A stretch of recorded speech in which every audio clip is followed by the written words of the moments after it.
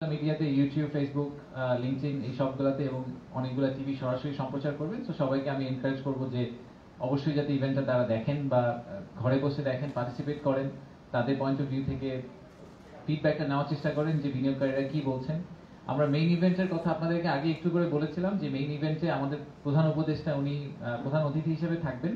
সেই মেইন ইভেন্টে আমরা একই সাথে আমাদের কিছু ইনভেস্টরদের কথা শুনবো। আমরা বিদেশ থেকে যারা আসছেন তাদের কাছে জানতে চাবো যে বাংলাদেশের ইনভেস্টমেন্টকে ওনারা কিভাবে দেখছেন, বাংলাদেশের ইনভেস্টমেন্ট ক্লাইমেটকে ওনারা কিভাবে দেখছেন, ওনারা কি মনে করছেন আমরা করলে বাংলাদেশ আরো বেটার একটা ইনভেস্টমেন্ট ক্লাইমেট হিসেবে পরিণত হবে।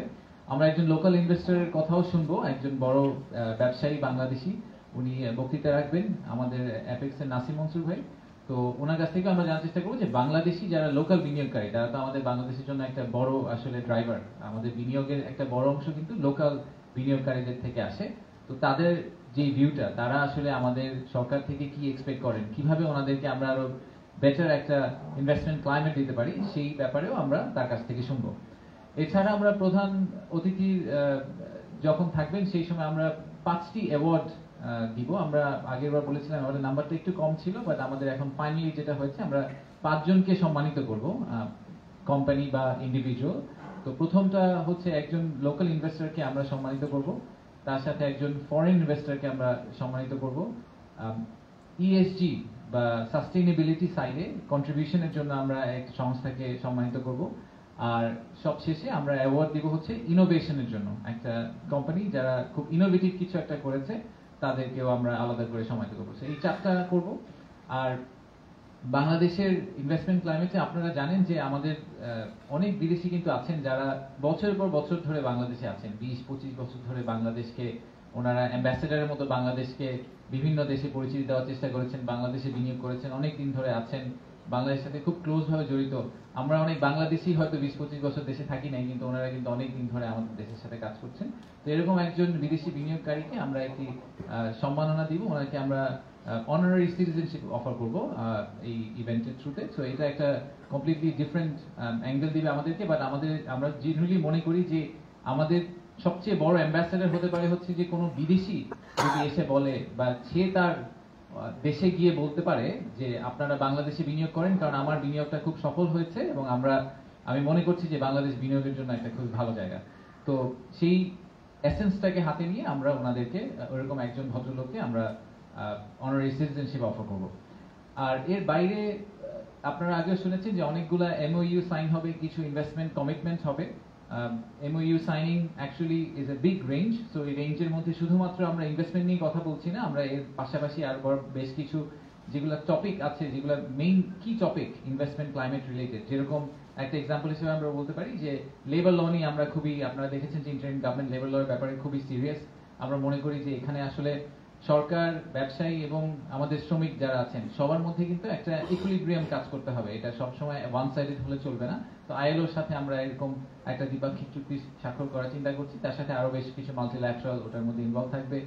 আমরা নাসার সাথে একটা চুক্তি স্বাক্ষর করার কথা চিন্তা করছি স্পেস এক্সপ্লোরেশন নিয়ে, নন মিলিটারি স্পেস এক্সপ্লোরেশন নিয়ে চুক্তি স্বাক্ষর কথা চিন্তা করছি। সেটা নিয়ে আপনাদেরকে আমরা যেদিন চুক্তি স্বাক্ষর করা হবে সেদিন আপনাদেরকে আমরা আরো ডিটেইল জানাতে পারবো।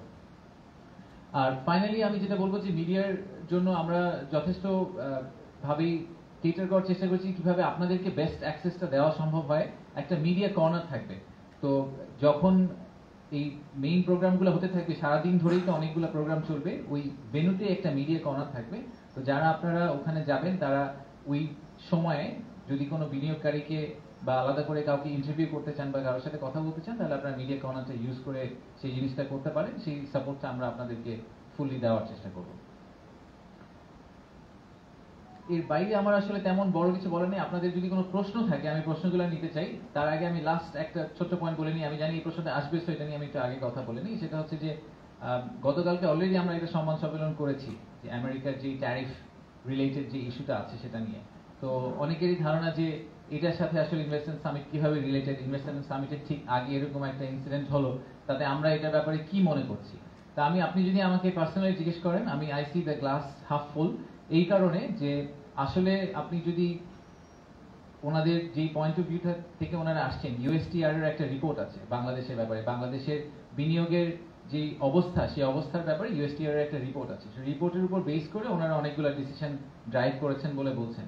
তো সেই রিপোর্টে আমাদের জন্য কিছু বেসিক রিফর্মের কথা বলা হচ্ছে, যে আমাদের রেগুলেটরি কিছু রিফর্ম দরকার, কাস্টম ডিউটির ক্ষেত্রে কিছু রিফর্ম দরকার, করাপশন, এরকম আপনার আইপি রাইটস, এরকম বেশ কয়েকটা টপিকের কথা বলা আছে।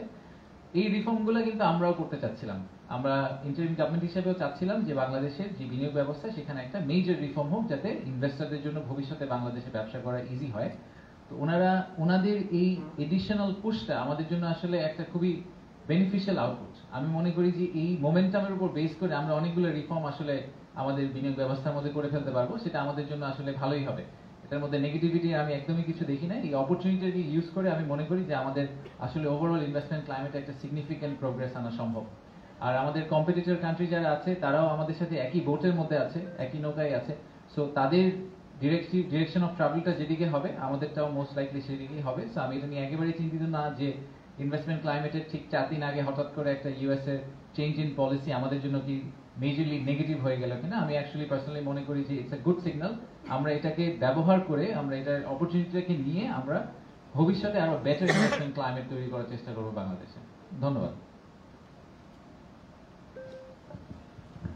আপনারা প্রশ্ন করার আগে আপনাদের প্রতিষ্ঠানের নামটাও একটু বলবেন।